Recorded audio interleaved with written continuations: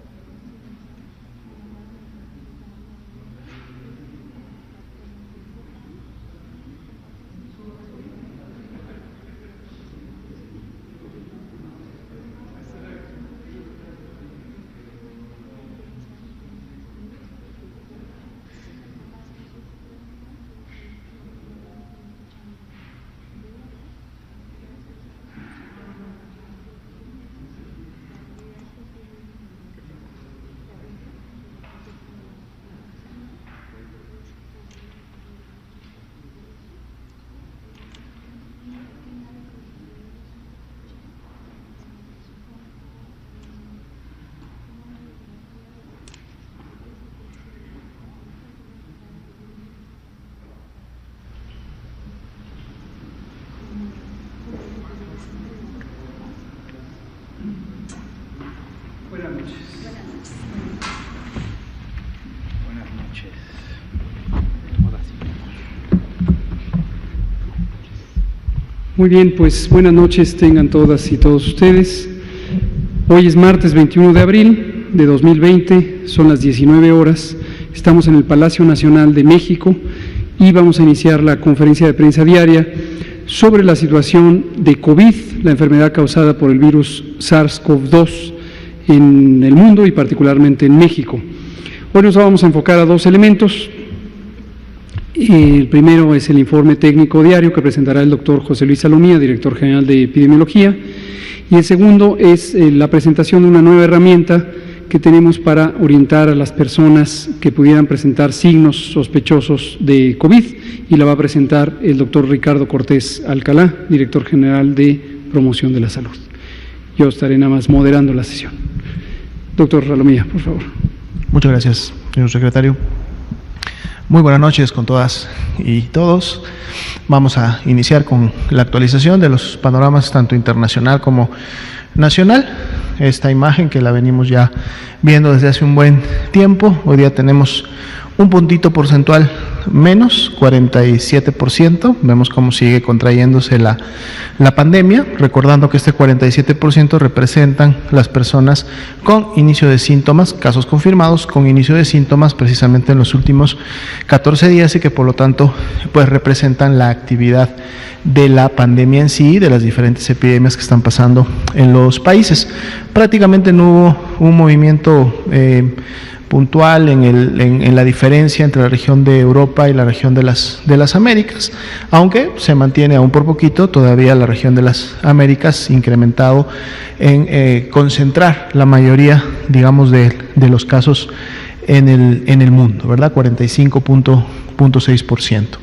La siguiente diapositiva podemos ver tres datos que tienen que ver con casos confirmados por laboratorio. El primero son los casos confirmados acumulados, es decir, todas aquellas personas desde que inició, se detectó el primer caso confirmado en México y que han salido positivos a la prueba de laboratorio, 9.501, esa es la actualización para hoy. Presentamos un nuevo dato, de hecho lo estábamos manejando ya desde las presentaciones de ayer, porque además es un dato o es un grupo de personas sobre el cual queremos enfocar la información. 34% de esos 9.501, que representan 3.185 casos confirmados, son precisamente los que iniciaron con signos y síntomas de enfermedad en los últimos 14 días. Así como lo veíamos en el mapa mundial, este grupo de personas que enfermaron y que fueron confirmadas por laboratorio representan precisamente la epidemia activa en México, es decir, son las personas que al corte de la base de datos están en ese periodo de actividad, por lo tanto son aquellas que pueden seguir transmitiendo la enfermedad, de no llevar a cabo las medidas correspondientes, ya sean de resguardo domiciliario o de los procesos de bioseguridad que se llevan al interior de los hospitales cuando estos pacientes están siendo atendidos en el segundo o en el tercer nivel de atención. Es de aquí de donde puede continuar propagándose la transmisión y por lo tanto mantenerse activa para nuestro país. Y también como dato confirmado, es decir, con prueba de laboratorio positiva, lamentablemente 857 defunciones que también se acumulan, o sea que han sucedido durante toda la epidemia en México en este año 2020. En la siguiente diapositiva, y vamos a ver en todas las que siguen justo este enfoque, estamos hablando de este 34%, o sea una tercera parte de todos los casos que se han confirmado en México, pero que como decía, representan la epidemia activa. Son los casos que en los últimos 14 días se han llevado a cabo. Y entonces también vemos una distribución de estos 3.185 casos en el territorio nacional y en el mapa que de alguna manera estábamos ya acostumbrados también a ver con la carga total de enfermedad, pero ahora un mapa que nos permite dar un seguimiento más puntual, porque al estar dando seguimiento a la epidemia que se encuentra activa, podemos ver precisamente en cada una de las entidades federativas y en base a la carga de enfermedad, que es la que representa este mapa, dónde está sucediendo la transmisión más reciente y dónde entonces podemos tener el riesgo de que la transmisión continúe o en su momento se disperse a entidades vecinas. Y claro, esto depende también de la movilización y las actividades sociales que lleven a cabo las personas que han sido confirmadas. En el siguiente gráfico vemos la distribución de estos 3.185, pero ahora por carga de enfermedad, es decir, cantidad de casos, para que en su momento también podamos ver esa distribución por entidad. Es una tabla similar al mapa, nada más que aquí la ponemos para que ustedes puedan tener los datos puntuales, o sea, la carga de estos últimos 14 días distribuida por entidad federativa. La siguiente diapositiva, por favor. Aquí vemos la tasa de incidencia, que igual es una tasa de incidencia por 100,000 habitantes, pero que está ajustada a los 3.185 casos confirmados. Estamos viendo una tasa de incidencia de la actividad, ¿no?, de lo que se encuentra activo de la epidemia en México. Y bueno, esto puede contrastar también un poco con el primer mapa, que es el que nos muestra en las escalas colorimétricas la color más oscuro, nos estaría hablando de más carga de enfermedad.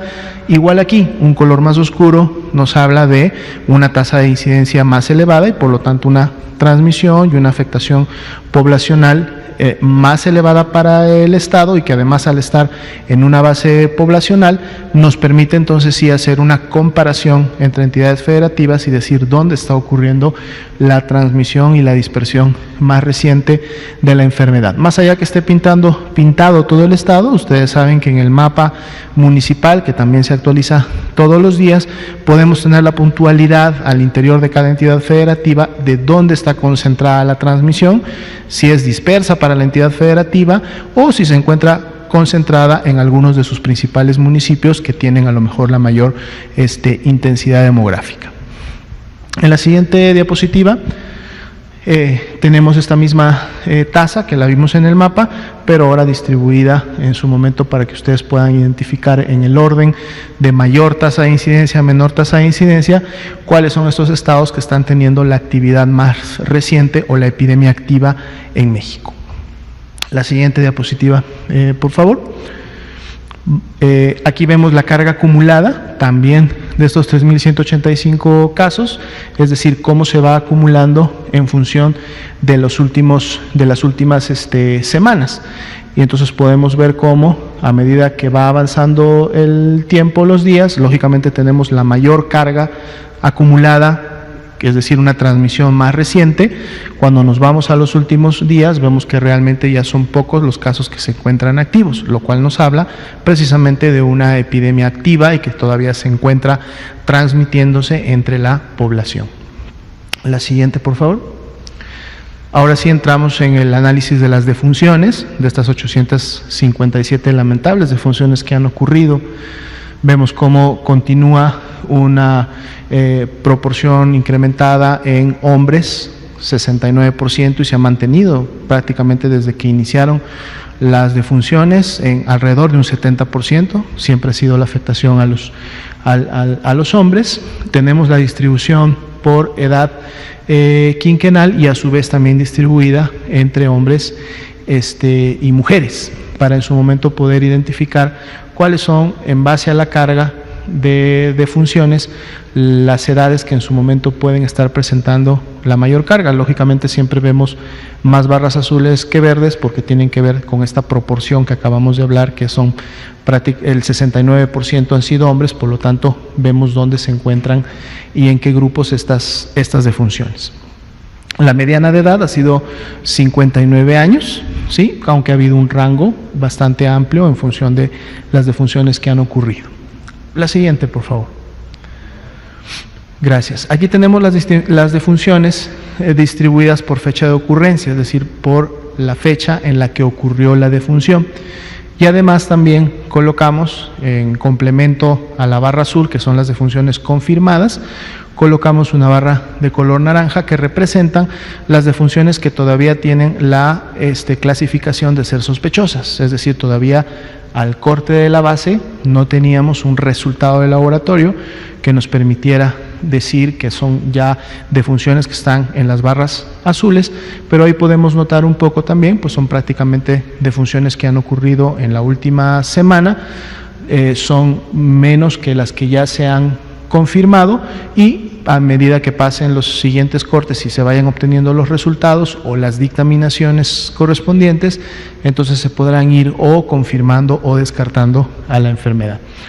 En la siguiente diapositiva tenemos también ahora la distribución de defunciones confirmadas y defunciones sospechosas, ahora agrupadas por entidad federativa en donde ocurrió la defunción. Y ahí también entonces podemos notar en su momento cuáles son las entidades federativas que pudieran tener un incremento en las defunciones en los siguientes días, en la medida que las barras de color naranja se vayan confirmando o descartando.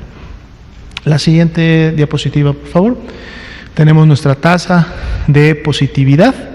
Podemos ver cómo ya para entre el 11 y 13 de abril, prácticamente el 13 de abril, se supera la positividad del 30%, de hecho estaríamos prácticamente ya en un 33% de positividad, o sea, un tercio de todos los casos sospechosos están siendo COVID, y veíamos cómo comentábamos estos de semanas anteriores, en donde iniciábamos con un porcentaje de 15, de 20, que esto se estaría incrementando. Si bien es cierto, en los últimos días se ve como un descenso de esa positividad, pero recordemos, y si vemos también las gráficas anteriores, que estamos esperando todavía resultados. Por lo tanto, esa curva ascendente de la positividad podría seguir con esa tendencia o inclusive continuar incrementándose como lo hemos previsto en los siguientes días, ¿no? Entonces vamos un pico de 33%, lo cual ha sido un incremento importante para los últimos 10 días al menos. La siguiente diapositiva, por favor. Aquí tenemos la distribución de los casos confirmados, 9.501, y los casos que todavía en este momento se mantienen como sospechosos, 8.262, en espera de un diagnóstico, y pueden ver precisamente cómo esos casos sospechosos se acumulan más en los últimos días, ¿no? Recordando, y por eso está la curva de color azul, la curva de color azul representa los casos por fecha de registro, y la fecha de registro es igual a la fecha en la que demandaron atención médica. Cuando un caso demanda atención médica, es clasificado como caso sospechoso porque cumple con la definición operacional de los signos y los síntomas, entonces se notifica. Y esa es la fecha de registro, la fecha en que se notifica el caso. Entonces podemos ver cómo en los últimos días la fecha de registro mantiene esa tendencia ascendente. Sin embargo, cuando la persona se registra, no necesariamente inició, de hecho no inician muchas veces el mismo día, sino que sus síntomas los iniciaron 3, 4, 5, hasta 7 días antes. Por lo tanto, se van distribuyendo en el tiempo.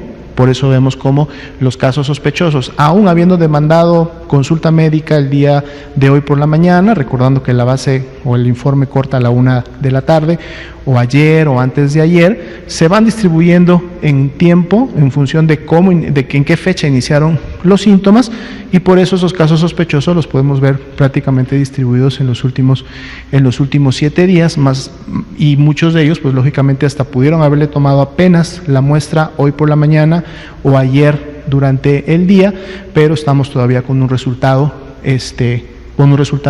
pendiente de emitirse. Es una gráfica que vamos a estar también entonces actualizando para ver un poco cómo va la tendencia de la transmisión, porque otro dato que podemos obtener de esta gráfica, cuando vemos los confirmados juntos con los sospechosos, pues entonces nos está mostrando, si no tomamos en cuenta los colores de las barras, si no vemos la barra como un total, entonces podemos ver un poco la tendencia de cómo se están presentando los casos sospechosos, es decir, a toda aquella persona que tiene datos de una infección respiratoria aguda, puede ser leve o puede ser grave, y que está demandando atención médica y que por lo tanto está siendo clasificada como sospechosa. Y bueno, esa tendencia, recordando que en los últimos días la información todavía está integrándose, se mantiene aún ascendente. La siguiente diapositiva, la diapositiva que presentamos y actualizamos todos los días, que es la curva epidémica de casos acumulados, así como también las barras nos hablan de los casos incidentes. Fueron 729 nuevos casos que se confirmaron del último corte al corte de hoy. Esto representa un incremento del 8.3% en relación a la carga confirmada que teníamos el día de ayer, y ahí estarían representados los 9.501. Si vemos las barras de color naranja, el día de ayer notábamos una disminución en esa cantidad de casos que se confirmaron, pero el día de hoy vuelve nuevamente con estos 729 a tener una tendencia, digamos, similar a la que veíamos viendo al menos en los últimos 3-4 días, y pues bueno, vamos a ver esto cómo se mantiene en función de los casos que se vayan confirmando. Sería el panorama para esta noche. Gracias, doctor José Luis Salomía, director general de Epidemiología. Le pido al doctor Ricardo Cortés, director general de Promoción de la Salud, si nos comenta sobre la nueva herramienta. Muchísimas gracias, doctor. Muy buenas tardes, tengan todas y todos en casa y en el Palacio Nacional.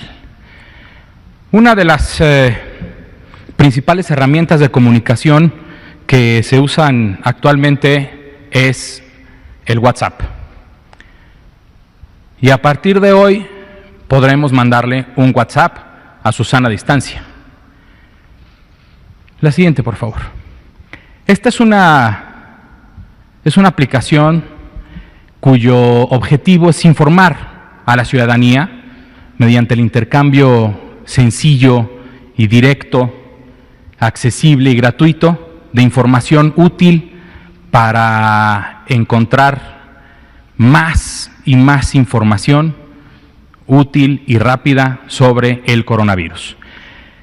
El alcance es, pues la verdad es que es muy simple. Lo que queremos es informar y responder dudas sobre COVID, es identificar síntomas y orientar sobre acciones a seguir. Este puede ser uno de los mejores usos de este chatbot, de esta aplicación. El contacto directo con la población usuaria de WhatsApp, que es la principal red social que se usa para comunicar, de acuerdo a algunos estudios de mercado, y con respuestas automáticas y actualizables. ¿Qué significa? Que nosotros, en conjunto con Facebook, que es la compañía dueña de WhatsApp, podemos estar actualizando de acuerdo a las necesidades de la población, a las preguntas que las personas hagan a través de otros medios, de otras redes sociales o algún correo electrónico, y estar actualizando la información. Esto es de cobertura nacional, no va a tener costo de los datos. Esto es importante, y pues es también importante que, dado que es un robot que contesta las dudas que se tienen de acuerdo a un menú específico, pues es una disponibilidad 24 horas, 7 días a la semana. La siguiente, por favor. Tenemos el contacto de Susana a distancia, y lo que hay que hacer es mandarle un mensaje que diga hola.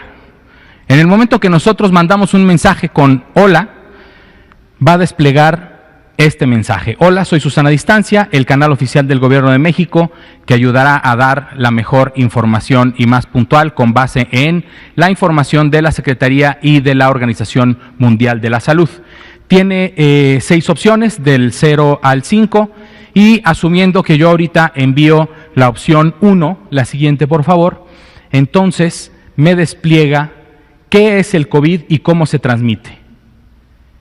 Despliega una imagen en donde se puede ver literalmente cómo se transmite el COVID, como el doctor López-Gatell ya lo ha hecho aquí, achú, pero sin taparse, o sea, achú, así, nada más. Y entonces las gotitas de una persona enferma, las gotitas de saliva caen sobre la cara de una persona sana, en sus ojos, su nariz, su boca, y empieza el periodo de incubación. Esta información, como les digo, es actualizable, son 6 opciones diferentes de información y vamos a estarlas actualizando conforme pasan los días. La primera opción, la opción 0, es un test, es un triage, en donde Susana va a preguntar si la persona usuaria o alguien de su familia tiene o no tiene sintomatología, pregunta un poco de la sintomatología y los va llegando en un simple flujograma de sí o no, de preguntas y respuestas, para al final llegar a usted vigile su salud, puede estar en casa porque no pertenece a los grupos de riesgo, porque su cuadro es leve, o de acuerdo a lo que usted me está diciendo, su cuadro puede ser grave, llame al 911, busque atención médica. Y esos son el tipo de interacciones que se puede hacer a través de este chatbot. La siguiente, por favor. ¿Tienes dudas de COVID? Mándale un WhatsApp. Si ahorita usted que está en su casa viendo la televisión le toma una fotografía a este código QR, lo va a llevar a descargar el contacto de Susana Distancia. Y ahí puede empezar a interactuar con este chatbot. Escanea el código QR, escribe hola, pregúntame tus dudas y sobre todo quédate en casa, es lo que dice Susana Distancia. El teléfono también, si lo quieren guardar, es 55 86 33 85 89. Muchísimas gracias. Gracias, doctor Ricardo Cortés, director general de Promoción de la Salud. Abrimos a preguntas y respuestas. Ángeles Cruz, Bianca y usted. Y de este lado ustedes dos. Gracias, buenas noches. No, usted también, ya le debo varias, exacto. Buenas noches, Ángeles Cruz del periódico La Jornada. Quisiera yo pedirle, veo que ha cambiado la modalidad de presentación de los datos y perdimos, entre comillas, el tema de los ambulatorios, los hospitalizados y los intubados, que yo creo, además de que a nosotros nos gustan mucho los números, efectivamente, sí nos ayuda a aterrizar cómo va, ¿no?, el tema de la ocupación hospitalaria y si junto con eso, pues sí también nos proporcionan los datos de la ocupación hospitalaria. Más o menos se ha sabido, ¿no?, lo que pasa en la zona metropolitana, pero si con mayor puntualidad pudiéramos tener esa información de cómo van ocupándose, sobre todo las camas para pacientes críticos y lo que va quedando o lo que se va agregando con nuevos ventiladores, en fin, esa información sí periódicamente nos la pueden dar. Muchas gracias. Y lo otro sí diario, si pudiera ser, ¿no?, lo de los cómo se distribuyen los pacientes entre ambulatorios y hospitalizados y los críticos. Si esto también puede ser por regiones y incluir específicamente, le voy a preguntar ahora sobre la frontera norte. Lo que ha pasado, lo que ocurrió en días pasados, más bien con el gobernador, a mí me parece, o usted dígame, es como una gran preocupación de lo que pueda venir en aquella región para los próximos días, porque a lo mejor si aquí en la Ciudad de México estamos preocupados por la ocupación hospitalaria, la suficiencia de camas, no sabemos realmente bien a bien cómo está la disponibilidad en Tijuana y en toda la franja de la frontera norte, la disponibilidad de estas camas, sobre todo las de terapia intensiva. Yo quisiera que me hiciera un comentario al respecto, en ese sentido, cómo van allá. Y también ha salido de pronto en la tasa de incidencia el estado de Tabasco, que es del otro lado, está como en el segundo lugar ahora por casos de incidencia, sobre todo pensando que ahora lo están presentando por casos activos, lo que habla de que algo está pasando ahí. Si también, por favor, me hace un comentario de esto. Y si también en la información nos incluyen, por favor, los números, la cantidad de municipios donde hay transmisión. En los días que las presentaron iba subiendo ese indicador y ahora ya no lo tenemos. Eso es lo que yo quisiera saber, sobre todo el tema de la frontera norte y la disponibilidad, o cómo va ahí también la reconversión hospitalaria, cuál es la meta. Con mucho gusto. Hizo más de las dos preguntas acordadas, pero creo que todas son útiles y son de interés general. Y qué bueno, Ángeles, que usted es muy perspicaz y nos hace estos señalamientos, que desde luego son completamente bienvenidos. Hoy, precisamente por la mañana, anunciamos formalmente el inicio de la fase 3. La fase 3 implica un cambio de modalidad en el abordaje, que es parte de la estrategia. No es un cambio de estrategia, es una nueva fase de la estrategia, así como en su momento transicionamos de la fase 1 a la fase 2 y cambiaron varios elementos de la estrategia. Uno de ellos es la vigilancia epidemiológica. Y retomo, apelando a su memoria, que cuando pasamos de la fase 1 a la fase 2, activamos el modelo de vigilancia centinela, siempre vigente desde el 2006 para la influenza, pero incorporamos la vigilancia centinela de COVID. Y quizá recuerdan que México es uno de 3 países que fue propuesto o seleccionado por la Organización Mundial de la Salud, a través de la Organización Panamericana de la Salud, para hacer el pilotaje del uso de vigilancia centinela como un modelo de práctica en la epidemia de COVID. Eso no quiso decir que se suspendiera el elemento de vigilancia generalizada, ni tampoco el elemento de vigilancia orientada a la detección de casos sospechosos. Entonces, se sumó el elemento de vigilancia centinela. Hemos dejado también en claro que la vigilancia centinela aplica fundamentalmente para los casos leves, que es donde se hace uso de la eficiencia de este modelo con las 475 unidades, pero los casos hospitalizados, los casos graves y desde luego las lamentables defunciones se registran en las más de 26,000 unidades del Sistema Nacional de Salud.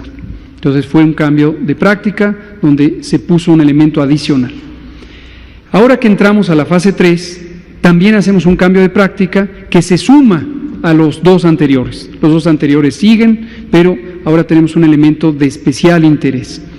Y también tenemos un ritmo diferente de la información, porque precisamente, como correctamente señala usted, el énfasis ahora está en la ocupación hospitalaria. De las distintos elementos de interés, las características clínicas, la distribución geográfica, la ocurrencia en el tiempo, los grupos de riesgo, etcétera, etcétera, ahora un elemento crucial, porque es el definitorio del riesgo en fase 3, es la probabilidad de que se saturen los hospitales. ¿Por qué no lo trajimos hoy? Por 3 razones. La primera, jurídica.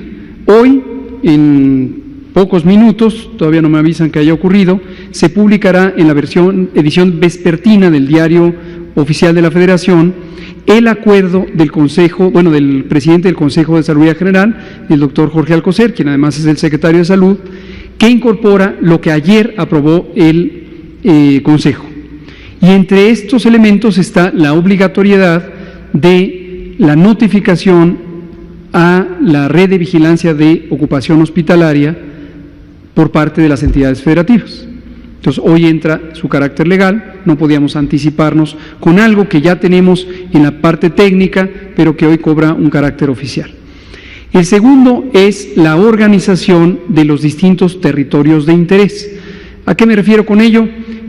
A lo largo de los últimos 10 días, para cubrir de manera más eficiente el apoyo federal a las distintas zonas de alta transmisión, se han designado coordinadores del gobierno federal, coordinadores y coordinadoras, que apoyen a una serie de aspectos que tienen que ver con la operación más allá del Sistema Nacional de Salud. Y estos coordinadoras y coordinadores también están auxiliando poco en acuerpar o acompañar el proceso de reconversión hospitalaria en los aspectos que tienen que ver más allá del sistema de salud. Les pongo un ejemplo muy concreto. El canciller Marcelo Ebrard ha sido designado como coordinador de los coordinadores y él ha jugado un papel crucial, que se lo agradecemos mucho, en la formulación de este acuerdo con el sector privado, que esta misma mañana volvimos a hablar de él, y y es el tipo de acciones que van más allá del sector salud en sí mismo. Y la tercera razón es que las distintas regiones tienen una práctica de notificación cuyo enfoque va más allá de una entidad federativa. Entonces, tradicionalmente, los eventos de interés en vigilancia epidemiológica se notifican por cada estado, pero aquí estamos hablando de regiones que son multiestado. El ejemplo más claro, la región metropolitana del Valle de México, y aquí la doctora Sheinbaum ha sido propuesta para que cumpla este papel de coordinación por la buena relación que tiene con el gobernador del Mazo, y ya fue de hecho nuestro primer modelo de coordinación. Pero entonces la información que ella misma presenta todos los días es la información de la zona metropolitana. Entonces, por todas estas razones, no quisimos meter un elemento de confusión ahorita, cuando todavía todo esto está en vías de aterrizarse. El sistema de información existe, lo hemos estado trabajando y piloteando desde hace varios días, pero entrará en funciones y cuando tenga información estable lo estaremos presentando. Necesita ser en tiempo real, porque si se retrasa 24 horas, empieza el desfase de información con lo que había de ocupación ayer y lo que hay hoy. Y no queremos que esto cause confusión. ¿No era obligatorio que notificara la ocupación hospitalaria? No para este elemento, no era un elemento constitutivo del sistema de vigilancia epidemiológica, lo empezamos a preparar en fase 2 y ahora ya se piloteó, ya lo estaban utilizando, pero no era un elemento obligatorio. Entonces no sabemos cómo está la ocupación hospitalaria. Sí lo sabemos, pero con un mecanismo que no es eficiente. Era eficiente para fase 2, donde no hay una velocidad de ocupación tan grande, pero definitivamente no sería eficiente para fase 3. Entonces necesitamos el correcto para la fase 3, es esta plataforma, y la obligación llevará a que todos los estados notifiquen. Frontera Norte y Tabasco. Frontera Norte y Tabasco, le voy a pedir al doctor Alomía si nos comenta sobre Frontera Norte y Tabasco. Claro.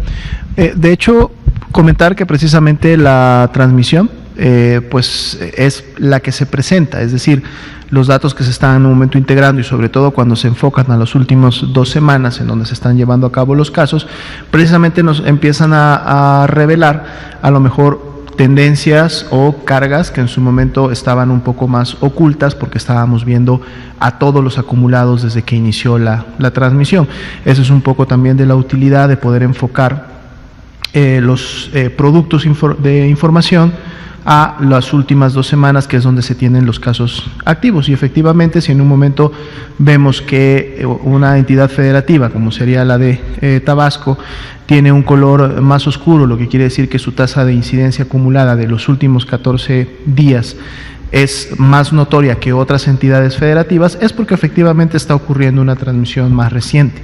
Y la utilidad tanto del mapa de entidad federativa, pero más aún el mapa de municipal, que sigue disponible en la página del micrositio de coronavirus y se actualiza también todos los días, tiene el objetivo de poder justo identificar en qué áreas del país, municipales en este caso, y lógicamente junto con las entidades federativas, poder en un momento reforzar las acciones que se están llevando a cabo de la Jornada Nacional de Sana Distancia, porque entonces si yo estoy evidenciando que en este municipio, en esta entidad, en las últimas 2 semanas tengo mayor transmisión que en comparación a otras áreas, entonces tengo que hacer una revisión puntual de si se están llevando a cabo de una manera adecuada las medidas de sana distancia, o entonces tengo que ajustar y llevar a cabo actividades que ayuden a reforzar estas medidas y que realmente se estén aplicando. Y esto en su momento entonces tendrá el resultado de poder mitigar la transmisión y que los datos o la tasa de incidencia acumulada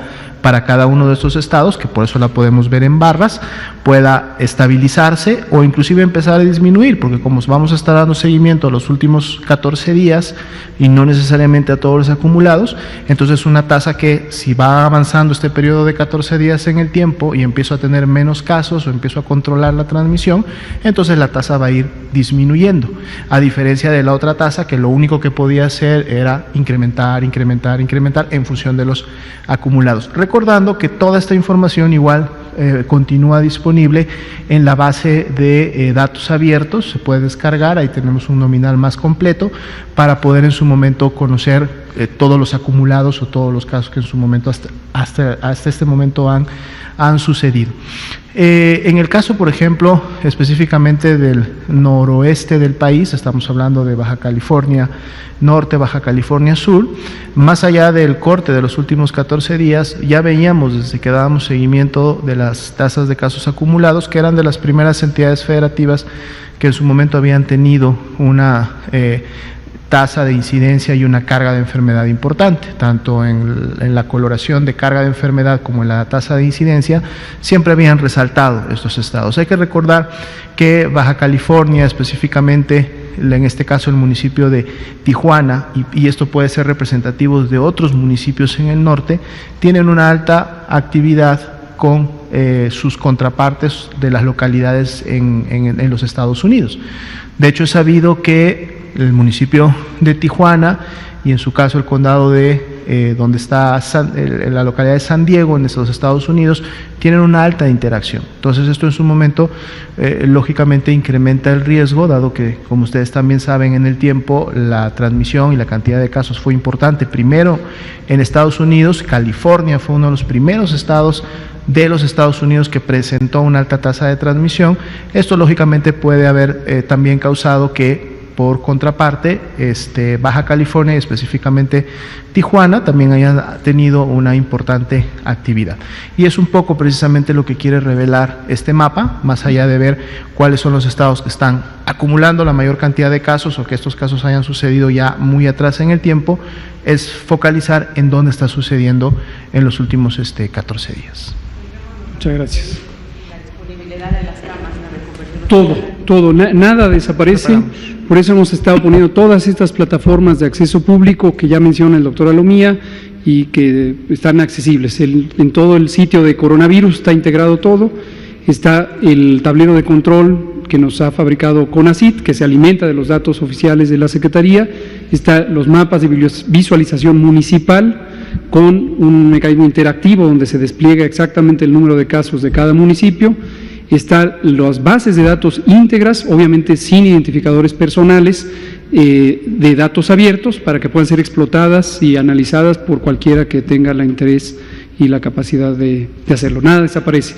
Pero sí queremos irles familiarizando con este cambio de enfoque, dado que el tiempo es reducido aquí. Nos interesa que estén con la información que es más relevante para la fase 3. Y aprovecho para hacer 3 aclaraciones que tenemos, bueno, 2 aclaraciones y una noticia que nos gustaría celebrar. Ahorita seguimos con las preguntas. La primera es, hoy tuvimos como cada martes la reunión, esta es ya la tercera, con los secretarios y secretarias de salud de los estados. El doctor Marco Antonio Cantú, secretario de salud de Morelos, nos hizo un comentario que vengo aquí a presentar. Nosotros habíamos planteado, parece un tema de nomenclatura, pero para no causar confusión, habíamos planteado las distintas etapas como escenarios, y recordarán que le llamábamos escenarios a propósito para que no hubiera una confusión sobre la expectativa de que necesariamente de una pasaba a la otra, porque entre las posibilidades existe que la etapa 2 pudiera ser muy corta y que directamente se pasara del escenario 1 al escenario 3. No fue así, duró varias semanas, más de 2 semanas, pero en fin. El punto es reconciliar aquí la nomenclatura. Al inicio la llamábamos escenarios, un poco por la acción de la narrativa de comunicación, creo que fueron ustedes quienes le empezaron a llamar fases o etapas, y nosotros también nos acostumbramos a llamarles fases o etapas. Pero es lo mismo, son momentos definidos de la epidemia, que en este caso han tenido una progresión y podemos usar el término fase o etapa. No confundir, sin embargo, con algunos documentos técnicos en los que tenemos el uso de la expresión fase o etapa, por ejemplo, para la reconversión hospitalaria. Entonces, no confundir que las etapas o fases de la reconversión hospitalaria corresponden con estos momentos de la epidemia. Son 2 cosas distintas, se usa la misma palabra y por eso quisimos hacer la aclaración. La segunda aclaración es, anoche a las 10:30 estuve en un programa de televisión y la periodista estuve en 2, pero en uno en vivo, y la periodista me preguntó sobre la discrepancia de datos estatales versus federales y me mostró dos ejemplos. Uno fue el caso de Baja California y me limité a expresarme sobre este caso porque tenemos la evidencia directa de lo que ya hemos explicado y expliqué anoche que había un problema de falta de carga de los datos que ya hemos indicado, se producen en los estados y no en la federación. Entonces, en la medida en que se cargan en tiempo literalmente real, están a disposición nuestra. Pero no comenté nada sobre el otro estado que fue Tamaulipas. Y aquí quiero dejar en claro que yo no tengo prejuicio alguno ni tenía evidencia de que Tamaulipas estuviera incurriendo en un error y por lo tanto quiero hacer esa aclaración. La doctora Gloria Molina es la secretaria de Salud del Estado, es una profesional extraordinariamente competente y comprometida y yo sé que trabaja muy bien ella y todo su equipo. Y la conversación con ella nos permitió detectar un elemento que explica la discrepancia y es la colaboración de los laboratorios privados. Lo traigo a colación hoy, aparte de porque es oportuno y justo hacer la aclaración, porque esto es parte también del cambio hacia fase 3 en materia de vigilancia. Retomo, recordarán que desde el inicio nos interesó desconcentrar el diagnóstico y abrimos la convocatoria, de hecho estuvimos trabajando en el diseño de la estrategia con asociaciones de laboratorios privados, porque nos interesaba que todo el que quisiera hacer pruebas las hiciera, solamente dos condiciones. Uno, demostrar que las pruebas eran competentes. Y el INDRE, en uso de sus facultades, ha estado haciendo una evaluación comparativa de los estuches diagnósticos, es decir, la tecnología que se utiliza para la PCR y también en su momento, para quien lo solicitó, del desempeño de los laboratorios, una evaluación comparativa. En este momento tenemos 81, ¿cierto, doctora Lomía? 84 laboratorios, que la gran mayoría son ya laboratorios privados, más o menos mitad y mitad. Digamos un 30%. 30% son laboratorios privados que dan servicios.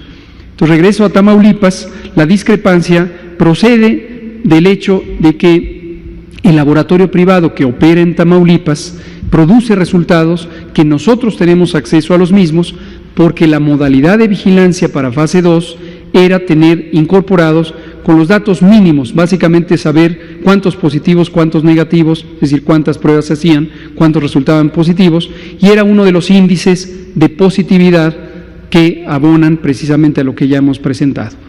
Hacia fase 3 vamos a cambiar la modalidad y los laboratorios privados también van a tener una ficha básica para registrar nominalmente sus casos.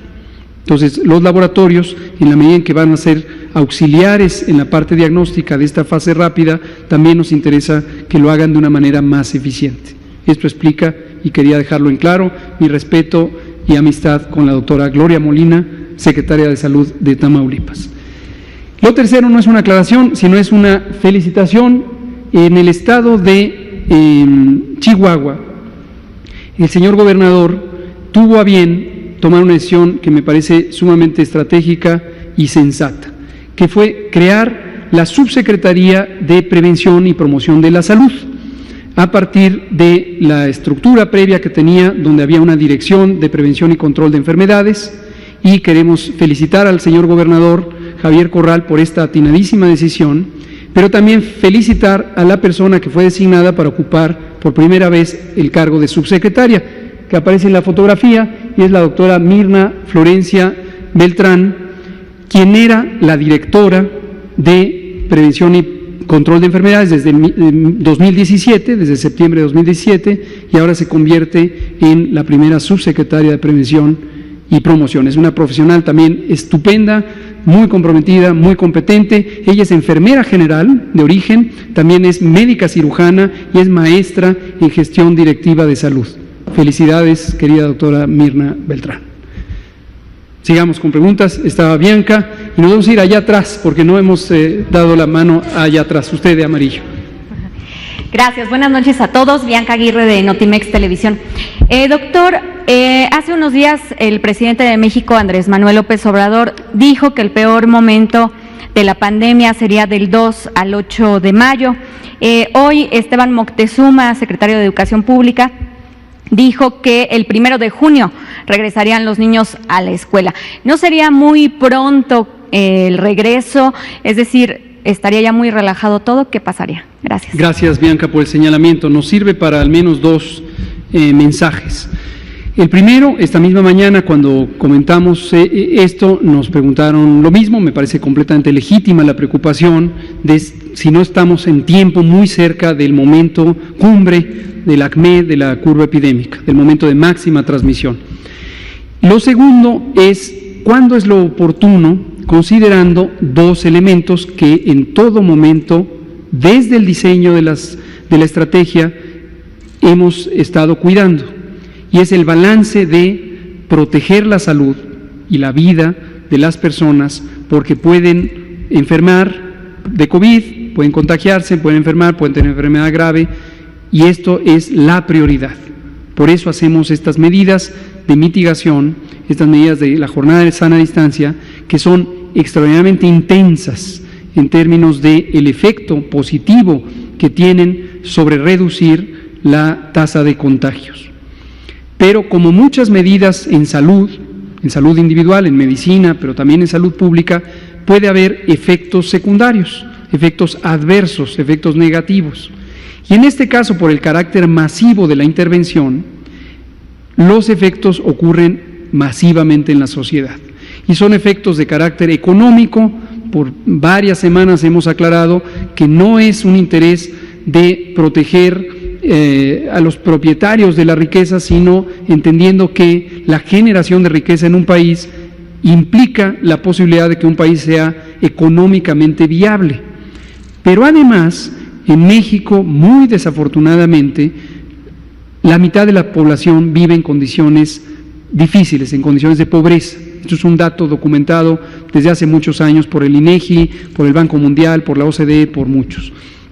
Y eso implica que la mitad de las personas viven al día, su capacidad de ahorro es mínima.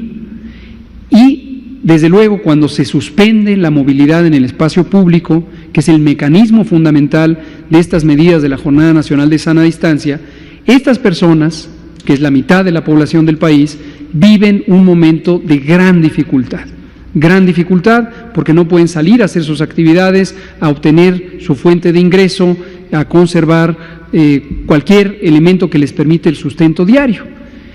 Por lo tanto, las medidas tienen un límite, no se pueden poner de manera indefinida, porque esto podría llevar a graves daños en el bienestar de las personas y en el bienestar nacional.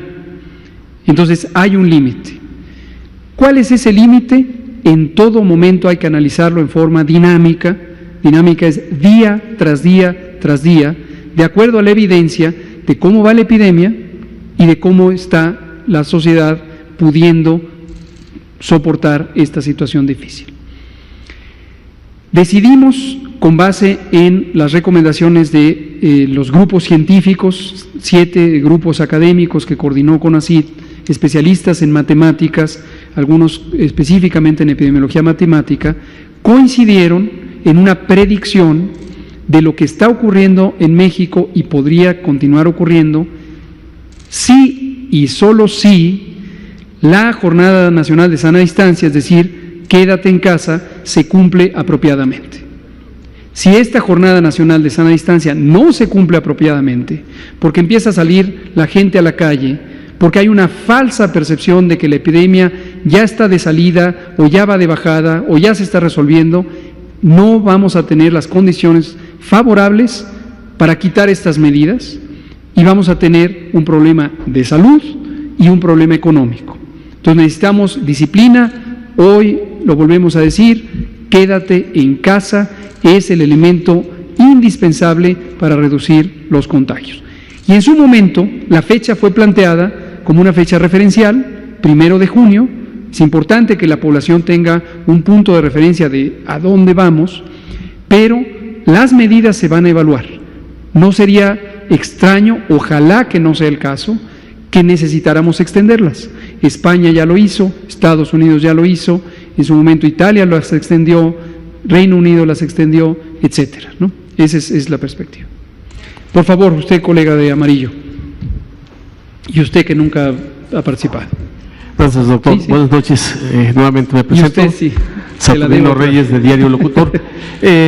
Son dos preguntitas muy sencillas. La primera, esto que acaba usted de mencionar de quédate en casa, en el país, ¿realmente qué porcentaje de la población le está haciendo caso? Y sí me gustaría que volviera a dirigirse a la nación, porque si ya estamos en la fase 3, como se declaró hoy en la mañana, ¿por qué hay ese temor de que se pueden saturar los hospitales si realmente la gente no está saliendo de su casa, si solamente es un porcentaje mínimo el que tiene que salir a trabajar por la necesidad económica? Aunque todo el país tiene la necesidad económica, pero solamente un porcentaje, no se puede paralizar esto.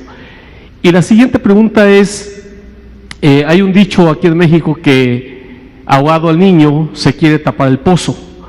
¿Por qué hasta ahorita salió esta aplicación que puede ser muy buena para mucha gente, para todos los mexicanos? ¿Cuánto tiempo les llevó a hacerla y por qué sale hasta el día de hoy, cuando pudo haber salido a lo mejor iniciando la primera fase, teniendo ya conciencia de los escenarios que había en Europa, en China? ¿Por qué México hasta ahorita sacó esta parte de aquí? Y por último, se ha hablado de la ocupación hospitalaria y todo, pero sí me gustaría, y a lo mejor ustedes deben de tener ese listado, de qué hospitales son los que están con enfermos del COVID-19 a nivel nacional. O sea, una lista de hospitales, no tanto la ocupación hospitalaria. Con mucho gusto. Le contesto las tres, empiezo por la tercera. La lista es relativamente fija y son los hospitales COVID, así los hemos designado. Cada institución nacional de salud, pero también cada una de las 32 entidades federativas, seleccionó cuáles iban a ser sus hospitales COVID y son hospitales que se dedican a eso. Es conveniente que sean diferentes a los hospitales no COVID, que se dediquen a atender todo lo demás, por razones de disminución del riesgo de contaminación cruzada o contagios. La lista la vamos a hacer pública indiscutiblemente, tiene que ver con la reconversión hospitalaria. La segunda pregunta y la primera pregunta interesantemente están relacionadas y le agradezco que las haya hecho juntas. Porque el fenómeno, su segunda pregunta es ¿por qué en este momento presentamos una aplicación donde Susana Distancia asesora sobre cuáles son las características clínicas y las condiciones de riesgo y dónde podría ponerse el énfasis de prevención? Hay un fenómeno bien descrito en salud pública, proviene de las ciencias sociales, que se llama fatiga informativa. Si uno presenta información, esta información permanecerá en la atención pública por cierto tiempo. Primero, por la memoria de los individuos. Las personas, llega un momento en que se nos olvida lo que nos dijeron, hay quien se le olvida lo que le dijeron en la mañana, pero hay quien se le olvida lo de hace 6 semanas, etcétera, ¿no? Pero no es solo la memoria, que es una de las funciones superiores de la mente, sino es la atención, que es la otra de las múltiples funciones superiores de la mente humana. La atención compite por otros elementos informativos. Ustedes como comunicadores y comunicadoras lo saben muy bien, cuando empiezan a surgir otros elementos de interés, las personas tendemos a perder atención de aquellos elementos que no son inmediatamente relevantes. Y en el momento en que los necesitamos, decimos, sí, me dijeron que había esto, y ya se me olvidó. Entonces seleccionamos este tipo de herramienta y otra que volveremos a recordar que existe, que sí pusimos en fase 2, que es precisamente un mapa para georreferenciar dónde está la disponibilidad de atención de los hospitales COVID. Es más, sus 3 preguntas son las que están relacionadas. Entonces, por eso seleccionamos esto para el momento de fase 3 tener ya esta aplicación como un elemento de asesoría justo cuando la epidemia está en la fase de ascenso rápido. Y su primera pregunta es sobre la movilidad en el espacio público. La movilidad en el espacio público lo que quiere decir es salir a la calle, ir al trabajo, ir a la escuela, ir a parques recreativos o cualquier evento de recreación. Y son las 3 actividades humanas más frecuentemente provocadoras de que uno esté en el espacio público: trabajo, escuela y recreo. En la medida en que las intervenciones de seguridad sanitaria mexicanas aplican el concepto general de mitigación, en este caso particular, dirigiéndose a lo que le llamamos factores estructurales de la movilidad en el espacio público. Esto quiere decir las condiciones de vida que nos llevan a salir de casa. ¿Por qué salimos de casa? Por estas tres razones. Podemos salir por muchas otras, pero estas son las tres más frecuentes. Las intervenciones en México no van dirigidas al individuo, diferente a lo que hemos visto en Europa, donde el sujeto de la intervención es el individuo. Y por eso en Europa, más otras razones, se optó en algunos países por el uso de la fuerza pública para persuadir a los individuos que no salgan de casa. Y en México no. En México optamos por dirigirnos a los elementos que hacen que las personas salgan. Pero si no tienen que llevar a los niños a la escuela, no tienen que ir a trabajar y todos los sitios de recreación están cerrados, ya no tienen motivación para salir. Y eso es lo que facilita el resultado que hemos visto. 73% en el momento cumbre, después tuvimos un incremento, particularmente en la Ciudad de México llegamos hasta 82% de reducción de la movilidad. Esto quiere decir que queda menos del 20% circulando. Esto varía naturalmente de estado a estado porque la población es distinta, la actividad económica y social es distinta, etc. Pero en promedio tenemos de manera sostenida cerca del 67% de reducción, es decir, solo queda 23% en el espacio público. Y esto es muy benéfico. Un día les traigo próximamente parte de lo que nos entregaron los asesores científicos, matemáticos, que es la relación entre el porcentaje de reducción de movilidad y uno de los indicadores críticos de la transmisibilidad, que es el número básico de reproducción.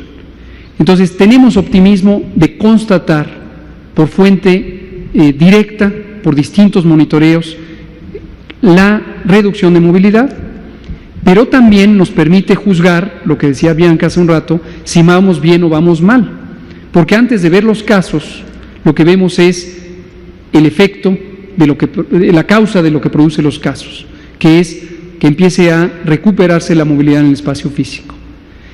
Cierro diciendo lo siguiente, por cierto, en tiempo real ya se publicó el acuerdo oficial hace 18 minutos. Y lo que tenemos ahí es que pusimos una disposición que está en la Ley